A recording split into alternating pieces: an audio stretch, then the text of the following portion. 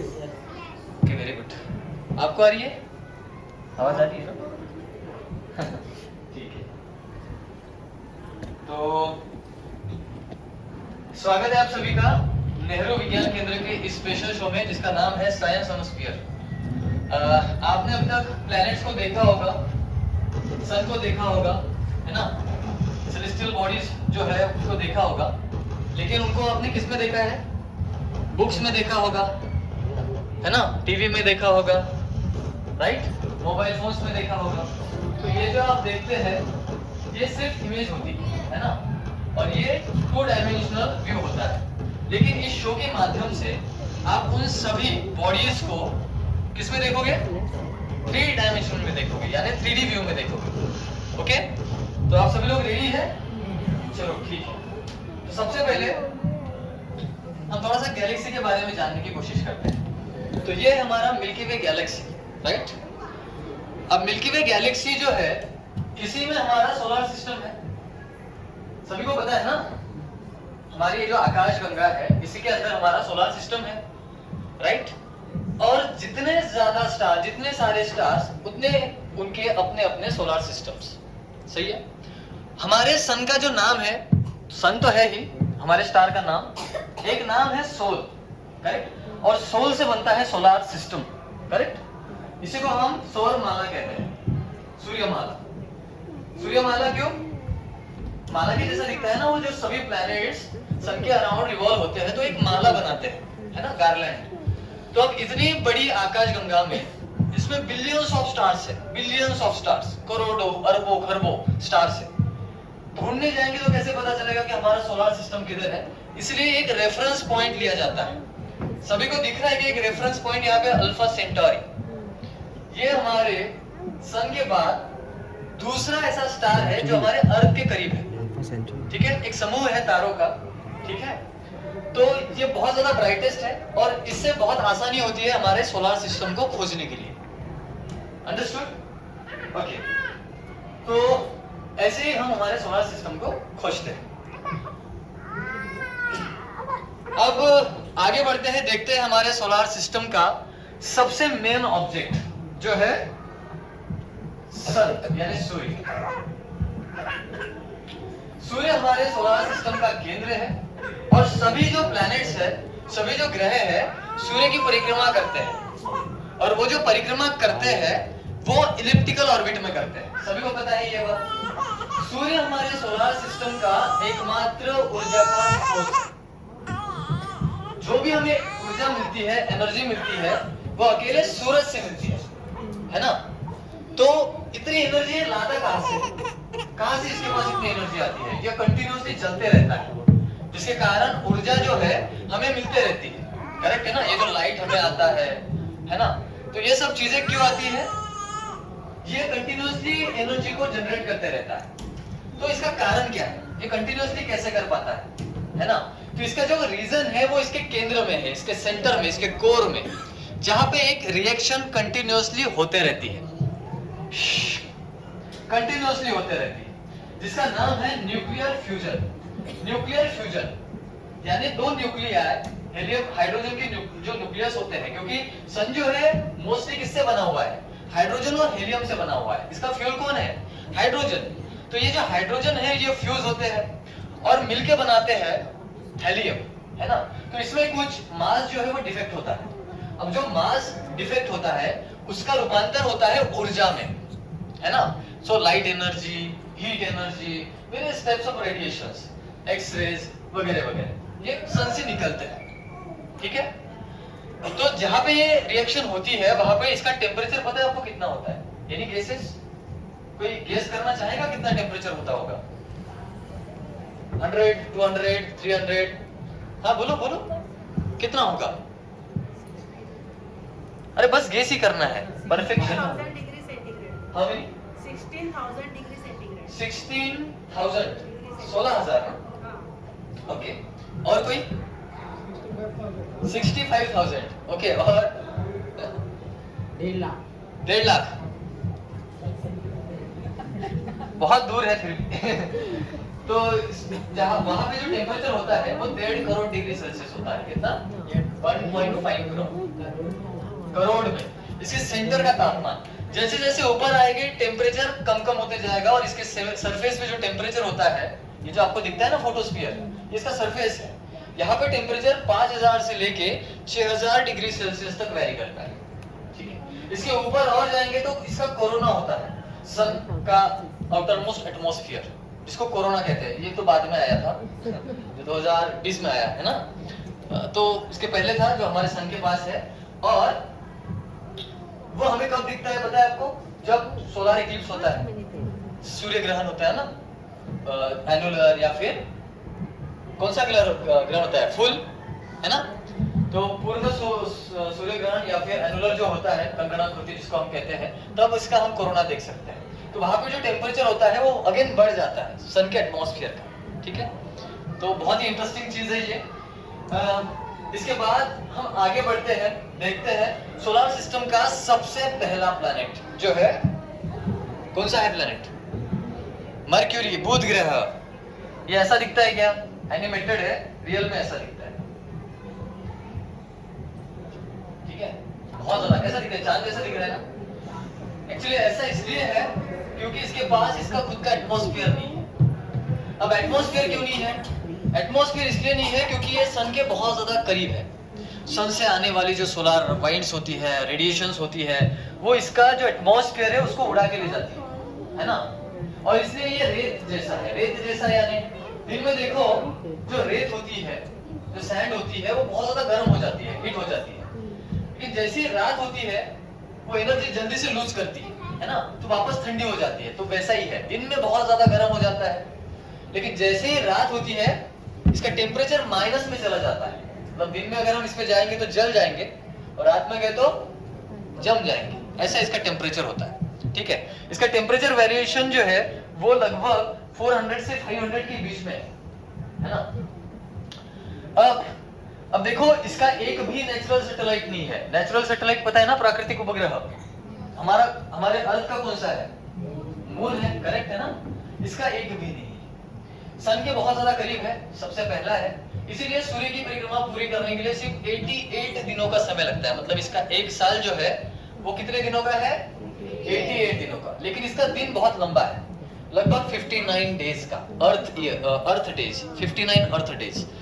क्यों? क्योंकि बहुत धीमे घूमता है अपने एक्सिस पे, है ना। एक रोटेशन कंप्लीट करने के लिए जितना वक्त लगता है उसको हम क्या कहते हैं? एक दिन। ओके, आगे बढ़ेंगे, देखेंगे सोलर सिस्टम का दूसरा प्लैनेट जो है वीनस यानी शुक्र ग्रह, जिसको हम मॉर्निंग और इवनिंग स्टार के नाम से भी जानते हैं, है ना। हमारे सोलर सिस्टम में सबसे हॉटेस्ट प्लैनेट यही है, यही है। अमेजिंग है ना। दूसरे नंबर पे आता है, सन से दूर है, लेकिन सबसे हॉट कौन है? यही है। क्या रीजन हो सकता है? क्या रीजन हो सकता है? स्ट्रेट में तो सभी आते हैं, सन तो गोल है ना। क्या रीजन हो सकता है? अरे अभी तो बताया था, उसके पास एटमॉस्फेयर नहीं है, इसके पास बहुत ज्यादा डेंस एटमॉस्फेयर है, दिख रहा है ना। इसके एटमॉस्फेयर में सल्फ्यूरिक एसिड और कार्बन डाइऑक्साइड की मात्रा बहुत ज्यादा है, इसीलिए यहाँ पे ग्रीन हाउस इफेक्ट बहुत ज्यादा होता है। अब ग्रीन हाउस इफेक्ट से क्या होगा? ये बहुत ज्यादा गर्म हो जाता है ना। और लाइट एब्जॉर्ब भी बहुत होती है और रिफ्लेक्ट भी बहुत ज्यादा होती है, जिसके कारण ये बहुत ज्यादा चमकता है। ब्राइटेस्ट ऑब्जेक्ट है हमारे नाइट स्काई में। अगर आप इवनिंग में वेस्ट की तरफ देखोगे, एक आपको ब्राइटेस्ट एक स्टार दिखाई देगा। एक्चुअली वो स्टार नहीं है, वो कौन है? वीनस है। तो आप कैसे पता करोगे कि ये वीनस है या फिर स्टार है? देखो, स्टार और प्लैनेट्स के बीच में एक सिंपल सा अंतर है, डिफरेंस है। आपने एक कविता पढ़ी होगी, एक पोयम थी, आपको, हमें भी थी, ट्विंकल ट्विंकल लिटिल स्टार। तो ट्विंकल जो करेगा वो कौन है? जो ट्विंकलिंग नहीं करेगा वो प्लैनेट है। अंडरस्टूड? समझ में आया? चलो ठीक है। एक और खास बात ये है इसकी कि सभी प्लैनेट अपने एक्सिस पे एंटी क्लॉकवाइज घूमते हैं। एंटी क्लॉकवाइज यानी घड़ी जैसे घूमती है, क्लॉक जैसे घूमती है, उसकी उल्टी दिशा।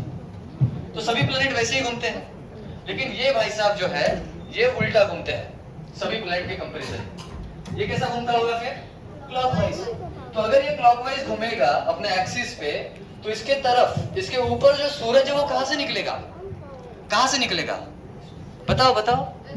वेस्ट साइड से निकलेगा और डूबेगा कहाँ पे? ईस्ट में डूबेगा। उल्टा होता है बिल्कुल।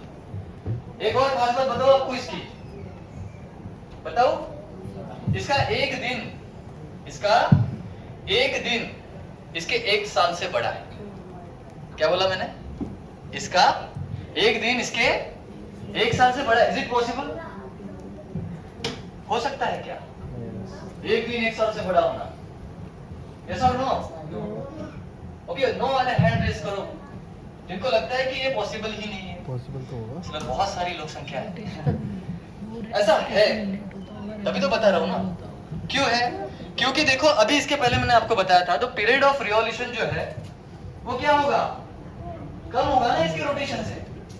इसको अपने एक्सिस पे घूमने के लिए कितना समय लगता है? 243 डेज का समय लगता है। लेकिन सूर्य के अराउंड इसको परिक्रमा करनी है तो इसको सिर्फ 224 दिन का समय लगता है। समझ में आया? तो लगभग ये 18 या 20 आप कैलकुलेट कर सकते हो, डेज का डिफरेंस है। और इसीलिए इसका एक दिन इसके 1 साल से क्या है? बड़ा है। इसको अर्थ का सिस्टर प्लैनेट भी कहते हैं क्योंकि इसका साइज, इसका डायमीटर है ना, सेम अर्थ के जैसा है। इसका मास भी लगभग अर्थ के समान ही है और इसीलिए इसको अर्थ का सिस्टर प्लैनेट कहते हैं। समझ में आया? इसका एक भी नेचुरल सैटेलाइट नहीं है। ओके, समझ में आया? चलो आगे बढ़ते हैं, देखते हैं सोलर सिस्टम का सबसे खूबसूरत प्लैनेट जो है हमारी अर्थ, मदर अर्थ, जिसको ब्लू मार्बल के नाम से भी जाना जाता है। दिखने में बहुत ज्यादा सुंदर, ग्रीनरी, ब्लूनेस। ओके, इसकी खास बात यह है कि इसके ऊपर जो पानी है ना, वाटर, वो तीनों स्टेट में पाया जाता है, सॉलिड, लिक्विड एंड गैस। तीनों स्टेट में पाया जाता है। ठीक है, हमारे जो होस्ट स्टार है हमारा, कौन सा है? सन। उसके हैबिटेबल जोन में, गोल्डीलॉक्स जोन जिसको कहते हैं, और इसीलिए वहां पे पानी तीनों स्टेट में अवेलेबल है। ठीक है, अपने एक्सिस पे ये 23.5 डिग्री से झुकी हुई है, जिसके कारण यहाँ पे सीजन्स बनते हैं। जो आप विंटर देखते हो, समर देखते हो, ये क्यों होता है? अपने एक्सिस पे झुकाव होने के कारण। और इसी के कारण इसके पोल्स पे आपको आइस कैप्स दिखाई देती है ना, जहां पे आर्कटिक और अंटार्कटिका जो सर्कल्स है, आइस कैप्स है, वो प्रेजेंट है ना। इसी के कारण, अपने एक्सिस पे झुकाव होने के कारण। ठीक है, अब बाकी सब आप जो ये है हमारे कंट्रीज है वो देख सकते हैं यहाँ पे। ओके, इंडिया दिखा है क्या सभी को? वो इंपॉर्टेंट है, दिखा? ओके, इसका एकमात्र नेचुरल सैटेलाइट है जिसको हम प्यार से क्या कहते हैं? अच्छा, मून कहते हैं, चंदा मामा कहते हैं, है ना। लेकिन जिसका सिर्फ एक ही भाग हम हमारे पृथ्वी से देख सकते हैं, ये वाला जो डार्क है ना, यही देख सकते हैं, जिसको सी ऑफ सेरेनिटी कहा जाता है। ठीक है, तो यही क्यों दिखाई देता है? क्यों दिखाई देता है? ये अपने एक्सिस पे घूमता नहीं है क्या? घूमता है। पृथ्वी की परिक्रमा नहीं करता है क्या? करता है। लेकिन फिर इसका एक ही भाग हमें क्यों दिखाई देता है हमेशा, ये वाला? सोचा है कभी आपने? आपको पता है, अगर आपको इसका पिछला हिस्सा देखना है, फार साइड ऑफ द मून देखना है, तो आपको स्पेस में जाना पड़ेगा। सन की लाइट अगर देखना है तो सच में अर्थ से हम कभी नहीं देख सकते, लेकिन हम यहाँ पे वो आपको दिखा सकते हैं। तो अर्थ पे आप यहाँ पे भी देख सकते हो, है ना। एक खास बात है हमारे नेहरू साइंस सेंटर की, है ना। तो जब भी मून का पिछला हिस्सा देखना हो तो कहाँ पे आना है? नेहरू साइंस सेंटर आना है। ठीक है, देखना है फिर? चलो ठीक है, यह है इसका back side, far side of the moon. बहुत दिनों तक रहस्यमय रहा है, जब तक हमने सैटेलाइट बाहर नहीं भेजा है और इसका इमेज नहीं खींचा है। और समय लगता है। ठीक है, तो वी आर सो लकी कि हमें ये आसानी से देखने को मिल जाता है ना। तो ये है इसका बैक साइड। अब इसका रीजन ये है कि इसका एक ही बाजू क्यों दिखाई देता है, साइड क्यों दिखाई देता है।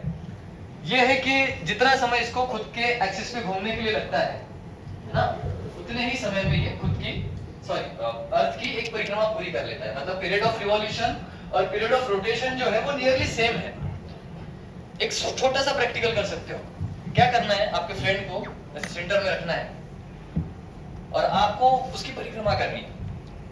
ठीक है, जब आप ये, जैसे मैं ये परिक्रमा कर रहा हूँ ना अभी, तो आपको करना यह है कि ऐसे ऐसे परिक्रमा करना है, देखना इस तरफ ही है। तो अननोइंगली क्या होता है, जब आप इसकी एक रोटेशन रिवॉल्यूशन कंप्लीट करते हो तो खुद का भी एक रोटेशन कंप्लीट कर लेते हो, ऐसा होता है। तो आप एक प्रैक्टिकल करके देख सकते हो, है ना, तो आपको समझ में आ जाएगा कि ये एक्चुअल में होता कैसे है। ठीक है,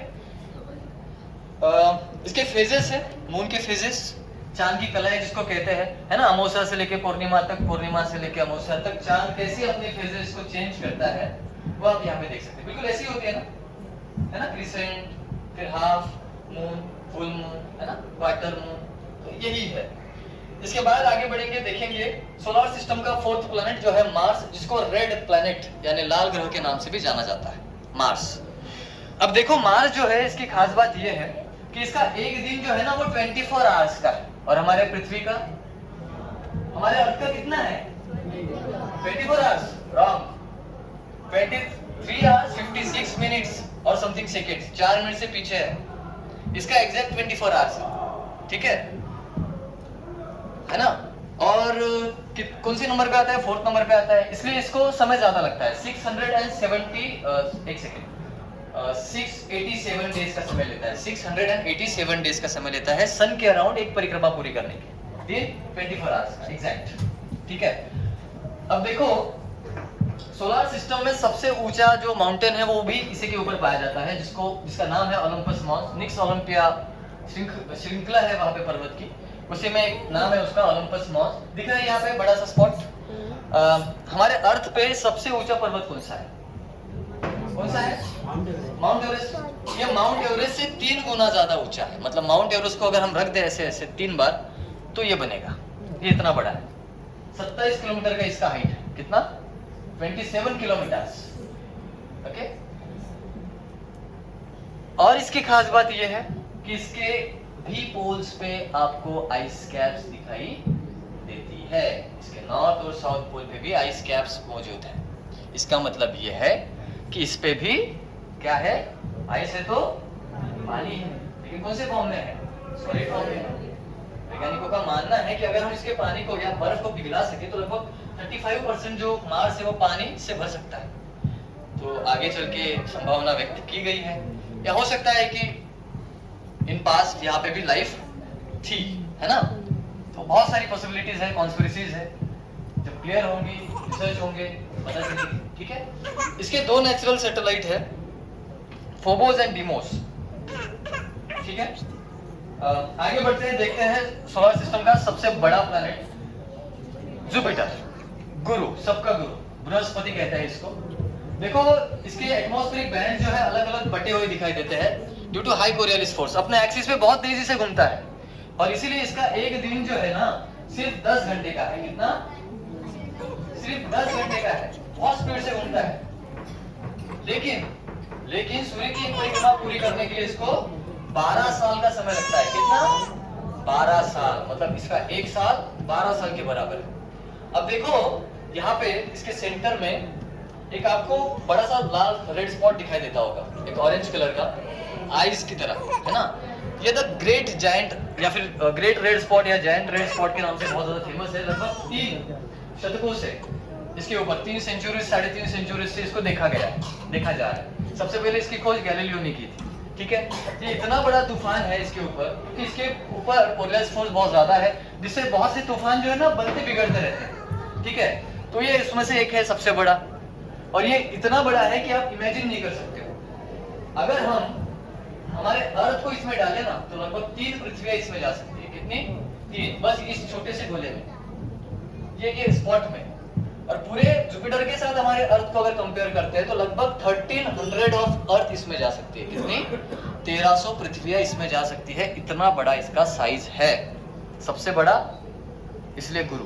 ठीक है, अब आपको पता है सबसे ज्यादा नेचुरल सैटेलाइट किसके पास है, किसके पास है सबसे ज्यादा नेचुरल सैटेलाइट, उपग्रह किसके पास है? अरे ऐसे ही बता दो, नहीं पता है, आपको भी नहीं पता है, आपको पता नहीं, पता एस्ट्रोनॉमी है कि नहीं आपको? सैटर्न के पास, सैटर्न के पास है, किसके पास है? उसके बाद इसके पास, अंदाज ही तो लगा, इसके 3 है, पानी 3 है। जुपिटर के पास, तो जिसको जुपिटर पता है वो थोड़ा सा अपडेट हो जाइए। सैटर्न के पास है, किसके पास है? अभी तक किताबों में भी जुपिटर ही है, हमने भी जुपिटर ही पढ़ा है, लेकिन लगभग 1.5 ईयर हो गया है शायद। सैटर्न के पास सबसे ज्यादा नेचुरल सैटेलाइट है, उसके पास 60 हुआ करते थे, 62। नए 20 सैटेलाइट को उसके खोजा गया है और इसका नंबर बढ़ के हो गया है 82। इसके पास 79 थे, 79 ही है, ठीक है। कुछ देखेंगे उसमें से, नेचुरल सैटेलाइट में से एक है आयो, जो दिखने में काफी पिज्जा की तरह दिखाई देता है ना। जियोलॉजिकली एक्टिव बॉडी है, क्यों? क्योंकि 700 से करीब करीब इसके ऊपर ज्वालामुखी जो है, वोल्केनोज जो है वो एक्टिव है, ठीक है। और इसलिए बहुत ज्यादा खतरनाक एक सेलेस्टियल बॉडी में आती है, ठीक है। इसके बाद है गैनीमेड। सोलर सिस्टम का सबसे बड़ा मून जो है ना वो यही है, और जो किसके पास है? सबसे बड़े प्लैनेट के पास है, गैनीमेड, ठीक है। आगे बढ़ेंगे, देखेंगे सैटर्न यानी शनि ग्रह, दूसरा सबसे बड़ा प्लैनेट हमारे सोलर सिस्टम का सैटर्न, जो अपने एक इसकी स्पेशलिटी है, कौन सी है पता है आपको? बहुत फेमस है उसके लिए, रिंग्स के लिए। रिंग है कि रिंग्स है? रिंग्स, बहुत सारी रिंग्स है, कड़िया है, लेकिन यहाँ पे देखना इम्पॉसिबल है। आप समझ सकते हो क्यों, स्फीयर है ना, इसलिए। अब जो रिंग्स है ना वो कैसे फॉर्म हुई, क्या हुई, इसकी बहुत सारी थ्योरीज है, उसमें से मैं आपको एक छोटी सी बताता हूँ, पता करना है। इसका एक नेचुरल सैटेलाइट हुआ करता था, उपग्रह, इसके ग्रेविटेशनल पुल में आने के कारण वो टूटा, जो कणों कणों में बिखर गया। ग्रेविटेशनल पुल के कारण वो सर्कुलर मोशन परफॉर्म करते रहा, जिसके कारण वहां पे क्या फॉर्म हो गया? वो रिंग साइज स्ट्रक्चर, है ना। तो ये उसमें से एक थ्योरी है जो बहुत चलती है, इसी को मान्यता है फिलहाल। आगे बताना, इसकी खास बात एक ये है, या फिर अगर देखा जाए डेंसिटी के हिसाब से, इसका डेंसिटी सबसे लो है। हीलियम और हाइड्रोजन बहुत ज्यादा मात्रा में है ना, और इसलिए इसका डेंसिटी बहुत कम है। अगर पानी भरे समंदर में इसको डाल देंगे तो ये तैरने लग जाएगा, इतना इसका डेंसिटी लो है। लेकिन दूसरा सबसे बड़ा ग्रह है, ठीक है, हेवीएस्ट भी है। सेकंड, इसका एक नेचुरल सैटेलाइट देखेंगे जो कि है टाइटन। टाइटन नाम सुना है? टाइटन किसमें सुना है? घड़ी में सुना है, और कहाँ पे सुना है? और कहाँ पे सुना है? टाइटन नहीं सुना है? चलो ठीक है। वैज्ञानिकों की बहुत ज्यादा रुचि है इसमें, क्योंकि जैसे एटमॉस्फेयर जैसी कंडीशंस अर्थ पे पाई गई थी before the life was begin, तो वैसी ही कंडीशंस इस पे पाई गई है। मीथेन का समंदर है ना, हीलियम का भी है थोड़ा सा मात्रा इसमें, तो ऐसा मतलब रिसर्च में पाया गया है, या फिर जब कोई रिसर्च हुई थी हाल ही में, उसमें कहा गया है कि उसमें पनपने वाले जो माइक्रो ऑर्गेनिजम्स होते हैं वो रह सकते हैं यहाँ पे। तो आगे चल के बहुत ज्यादा संभावना है, और इसीलिए इसमें ज्यादा रुचि रखते हैं, ठीक है। आगे है यूरेनस, सोलर सिस्टम का सबसे ठंडा प्लैनेट यूरेनस यानी अरुण ग्रह। ये सबसे ठंडा है क्योंकि बहुत ज्यादा दूर है। दूसरी बात यह है कि ये अपने एक्सिस पे 90 डिग्री से झुका हुआ है, जैसे हमारी अर्थ 23 से है, ये 90 से झुका हुआ है, बॉल के जैसा घूमता है। और -200 से लेके -204 डिग्री सेल्सियस तक इसका टेम्परेचर जो है वो वेरी होता है, ठीक है। इसलिए पूरा का पूरा ये बर्फ का गोला है, ओके। सबसे बड़ा आइस जायंट, तीसरा सबसे बड़ा प्लैनेट। इसके बाद है नेपच्यून यानी वरुण ग्रह, सोलर सिस्टम का दूसरा सबसे ठंडा प्लैनेट, जिसका टेम्परेचर -200 तक वेरी होता है। बहुत ज्यादा नीला इसलिए दिखाई देता है क्योंकि इसमें हीलियम और मीथेन की मात्रा कंटेन, ठीक है। तो ये है वरुण ग्रह। आगे बढ़ेंगे, देखेंगे सोलर सिस्टम का कितने नंबर का प्लैनेट है ये बताओ। हाँ, अभी तक कितना हुआ? ये कौन से नंबर का है? अच्छा, ये प्लैनेट है क्या? कौन सा प्लैनेट है? Dwarf planet, not dropped. Drop तो किया गया है, तो इसलिए इसको बोना ग्रह यानी ड्वार्फ प्लैनेट कहा जाता है। 2006 में इंटरनेशनल एस्ट्रोनॉमिकल यूनियन ने एक डेफिनेशन बनाई, कुछ क्राइटेरिया बनाया प्लैनेट होने का, जिसको ये फॉलो नहीं करता था। ऐसा इसलिए क्योंकि इसका साइज भी बहुत छोटा है, ऊपर से नेपच्यून के ऑर्बिट को कट करता है ना, कुछ सालों के लिए, और छोटा भी है, और इसीलिए इसको प्लैनेट की श्रेणी से निकाल दिया गया और रखा गया ड्वार्फ प्लैनेट की एक नई श्रेणी, ठीक है। सबसे पहला ड्वार्फ प्लैनेट यही है, प्लूटो, बट ठीक है। इसके बाद इस शो का लास्ट स्लाइड देखेंगे जो है day night terminator line of earth. तो देखो सूर्य का जो भाग, पृथ्वी का जो भाग सूर्य की ओर होता है, वहां पे क्या होता है, दिन होता है। और जैसे जैसे सूर्य दूर जाने लगता है, हमारी अर्थ रोटेट होती है ना, वैसे वैसे क्या होता है, देखो जिस साइड सूर्य का प्रकाश नहीं है वहां पे अंधेरा है, और जिस साइड प्रकाश है, लाइट है, वहां पे उजाला है। तो आप देखोगे नॉर्थ अमेरिका में जब नाइट होती है, या अमेरिका में जब नाइट होती है, तो इंडिया में दिन होता है, और उल्टा वाइस वर्सा, जब इंडिया में दिन होगा तो अमेरिका में नाइट नहीं, इंडिया में रात, अमेरिका में दिन। तो ये जो लाइन जो डिवाइड करती है ना, इसको डे नाइट टर्मिनेटर लाइन कहते हैं, ठीक है। सो आई होप आपको ये शो पसंद आया होगा। बहुत सारी इंफॉर्मेशन अगर आपको पता नहीं थी तो पता चली होगी, ठीक है। आपका दिन शुभ हो। Thank you so much and have a nice day. Thank you.